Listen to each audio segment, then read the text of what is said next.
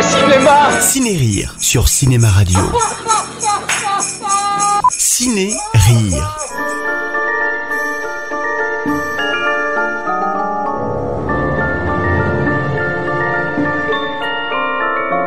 Mais qu'est-ce qui se passe? J'ai pas l'esprit tranquille. Pourquoi? Je n'ai pas fermé la porte. Non, c'est moi. T'as fermé le garage? C'est ça, j'ai oublié de le fermer. Non, c'est autre chose. Je vois vraiment pas con. Alors bienvenue sur Cinéma Radio, voici une nouvelle chronique de Noël qui est cette fois-ci consacrée à un autre classique du film de Noël, à savoir Maman j'ai raté l'avion, réalisé par Chris Columbus en 1990. Derrière ce réalisateur, on trouve le roi de la comédie américaine des années 80, à savoir John Hughes, qui écrit et produit ce film.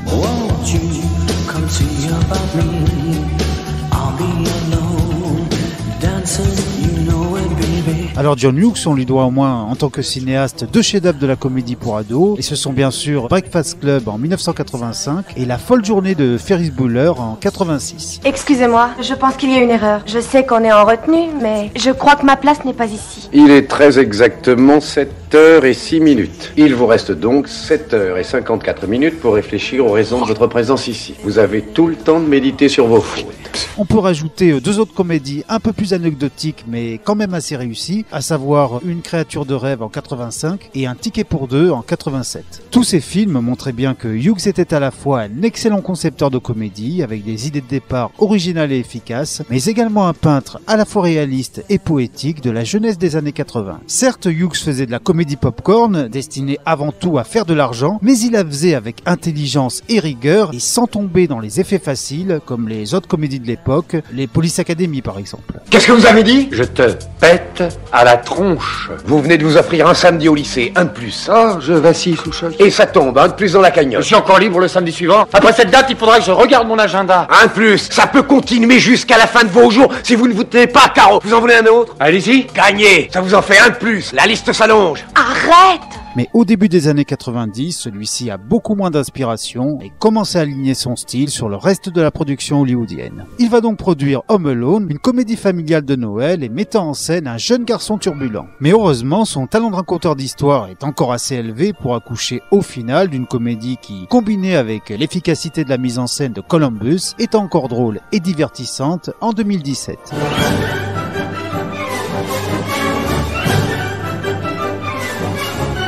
Pour que le public puisse s'identifier à son héros en herbe, il fallait trouver un jeune acteur suffisamment drôle et charismatique pour pouvoir porter le film presque à lui tout seul. Et là, Hughes se rappelle d'un enfant appelé Macaulay Culkin qu'il avait déjà dirigé un an auparavant dans son film Uncle Buck et qui jouait déjà un enfant terrorisé par trois inconnus de l'autre côté de la porte. Et c'est vrai que si Culkin peut être parfois agaçant avec ses nombreuses grimaces et gesticulations, il possédait alors un charisme sans pareil qui pesa certainement beaucoup dans le succès du film. Ce petit démon a encore pris ton pistolet à colle. Tu sais pourtant que je ne veux pas. Est-ce que la maison s'est écroulée pour autant? Je n'en ai pas l'impression. Je me suis juste amusée à décorer les hameçons. Pas les neufs au moins. Si, j'ai bien été obligée car les vieux hameçons étaient recouverts de vieux boyaux séchés d'asticots. Macaulay, alors âgé de 10 ans, interprète donc Kevin McAllister qui dans le film a lui seulement 8 ans. Il faut dire que c'est le plus jeune de toute la famille et à cause de son tempérament renfermé et colérique, il est constamment tyrannisé par ses autres frères et sœurs beaucoup plus âgés. Un idiot, voilà ce que t'es. Je suis pas un idiot. Si, bien sûr que si, tu ne sais rien faire de bien. Il faut toujours qu'on fasse tout pour toi. Écoute, Kevin, c'est pas la peine de te faire du mouron puisque maman te fera ton sac de toute façon. Tu fais partie de ce qu'on appelle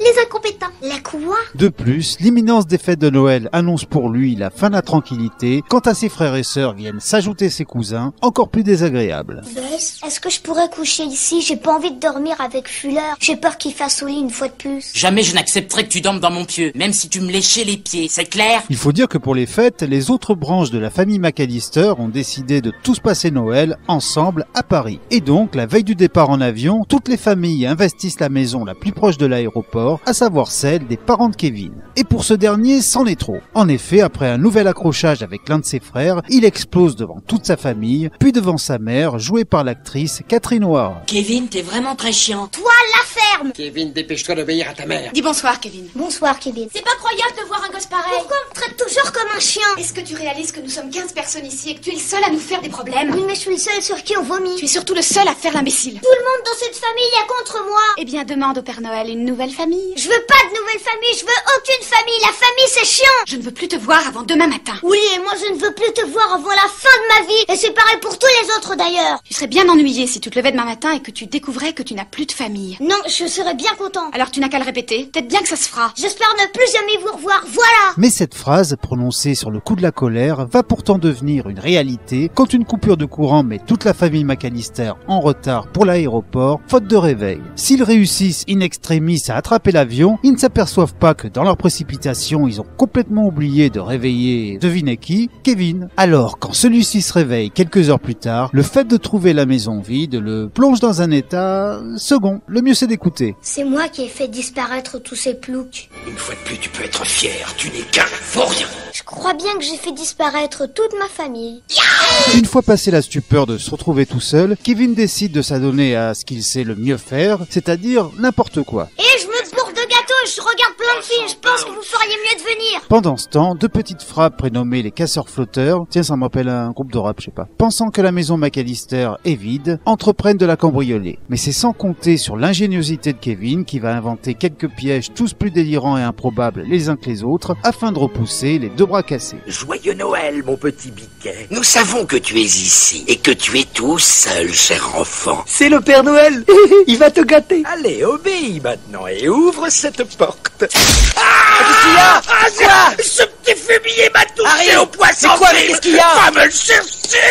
Ce duo, Harry et Marv, est constitué de deux excellents acteurs. Tout d'abord Daniel Stern, très efficace en petites frappes bas de plafond et soumis à son chef. Mais c'est surtout son chef que l'on gardera dans les mémoires. En effet, en meneur d'homme autoproclamé hyperactif et surtout hyper con, Joe Pesci fait des merveilles. Est-ce que tu plaisantes? Tu veux revenir ce soir? Même s'il est là? Ah non, c'est pas une bonne idée ça, Harry. Écoute, si on a commencé à travailler dans ce quartier, c'est parce qu'il y avait cette baraque. Tous les objets que j'ai vus là-dedans, je les voulais. On ira manger au resto. Et puis après à 9h, on viendra. À 9h. Comme ça, il fera noir. Ah ouais, les gosses, ils ont la troille du noir. T'en as peur toi aussi, Marvin, et tu le sais. Non, c'est pas vrai. Sans avoir le petit supplément d'âme des grands films de John Hughes, Maman j'ai raté l'avion est la quintessence de la comédie familiale qu'Hollywood produisait à la chaîne à cette époque. Il faut dire que l'idée de renouer avec l'humour slapstick des vedettes comiques du cinéma muet était une idée en or. En effet, s'il les filme certes sans génie, Columbus avait suffisamment de talent et de métier pour que le public se plie en deux de rire devant les attaques de Kevin envers les deux cambrioleurs du dimanche. Cette maison est la mienne et je dois la défendre. Marvin? Harry? Mais pourquoi t'as retiré tes pompes? Et pourquoi t'es déguisé en poulet? Je suis grosse patate. Venez m'attraper. Eh les gars, vous abandonnez ou vous en voulez encore? On regrette cependant l'énorme ventre mou aux trois quarts du film avant la célèbre et homérique bataille finale où Kevin s'aperçoit que son voisin, un vieillard barbu l'effrayant depuis des années, est en fait un chic type mais également un allié. Tu t'es bien conduit dans l'année? Oui, je crois. Tu serais prêt à le jurer? Non. Moi c'est pareil, mais nous sommes dans le bon endroit si on veut se faire pardonner. En fait, je n'ai pas été gentil cette année. Et ça m'ennuie beaucoup parce que j'aime réellement ma famille. C'est vrai qu'il m'arrive de dire le contraire et de le penser vraiment aussi. Tu les aimes, mais de temps à autre, tu l'oublies et tu leur fais du mal. Et cela n'arrive pas qu'aux enfants, tu sais. Mais malgré ça, le film était si efficace et Culkin si charismatique qu'il marcha bien au-delà des prévisions de ses producteurs. En effet, ce petit film qui n'avait coûté au départ que 18 millions de dollars en rapporta 200 000 aux États-Unis et presque 500 millions dans le monde. Il était donc tout à fait normal que Hughes et Columbus remettent le couvert 2 ans plus tard avec Maman j'ai encore raté l'avion, sorti en 1992. Excusez-moi, mais c'est extrêmement urgent. Oui, monsieur. C'est quoi cette ville-là? C'est New York, monsieur. Ça y est, ça recommence. Comme son titre l'indique, l'originalité n'est pas vraiment au rendez-vous et ses auteurs se contentent de recycler tout ce qui avait marché dans le premier. Sauf que cette fois-ci, l'action se passe à New York, ville où Kevin a atterri après s'être trompé d'avion alors qu'il partait une fois de plus en voyage avec son immense famille. Ce soir, à minuit, on va braquer le coffre à jouets d'un camp. Je comprends qu'on fasse des vacheries, mais on doit pas en faire le soir de Noël à des enfants. Encore un Noël dans les tranchées.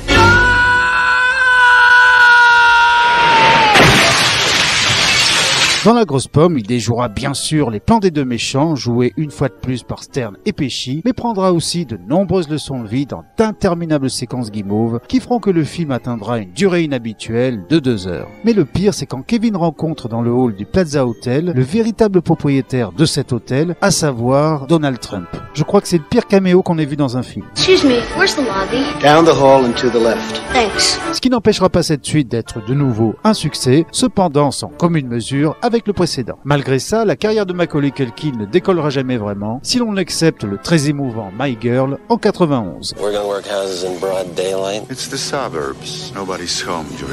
Si Chris Columbus devint un artisan efficace de blockbuster calibré avec talent pour le jeune public, notamment les 2 premiers volets de la saga Harry Potter, John Hughes, lui, ne réalisera plus de films, certainement par manque d'inspiration. Il produira également une 3e suite au Home Alone avec Maman je m'occupe des méchants en 1997, réalisée par Raja Gosnell, qui fera par la suite de magnifiques ou pas versions live de Scooby-Doo et des Schtroumpfs. Il s'agit en fait d'à peu près la même histoire que les 2 films précédents, mais avec des personnages et des acteurs différents. Ici, c'est un jeune garçon de 8 ans, Alex Dellins, qui interprète un clone de Kevin. Et comme son prédécesseur, cet acteur en herbe ne fera pas carrière. Si Hughes prend sa retraite en 2001 puis meurt en 2009, la Fox, distributrice des 3 premiers films, décide de presser un peu plus le citron avec 2 téléfilms qui sortiront chez nous directement en DVD ou à la télévision. D'abord, ce sera Maman, je suis seul contre tous, sorti en 2002, avec Mike Weinberg, alors âgé de 9 ans, dans le rôle de Kevin McAllister. Mr. Prescott! At your service. Boy, am I glad to see you. Perhaps we should call the police. Good idea, Mr. Prescott. Puis ce sera 10 ans plus tard, Maman, la maison est hantée en 2012, où c'est un nouveau petit garçon de 12 ans, Christian Martin, qui aura la lourde tâche d'ouvrir grand la bouche et les mains à plat sur ses joues, afin de reproduire l'affiche du premier Home Alone. Hold up, are you telling me that you're really a 10-year-old who's been left home all by yourself, and now real thieves are trying to break in? Yep, and my sister's trapped in the basement right now, so I gotta go. I've gotta call the cops or your parents or like Jack Bauer or something. Where do you live? I'm sorry, but I'm not supposed to give out that information. You know, stranger danger. Voilà, pour finir, je voudrais vous souhaiter de très bonnes fêtes de Noël, et au cas où vous écoutez cette chronique un autre jour dans l'année, je vous dis simplement de ne jamais oublier de rire, parce que personne ne le fera à votre place. Ciné-Rire sur Cinéma Radio. Ciné-Rire.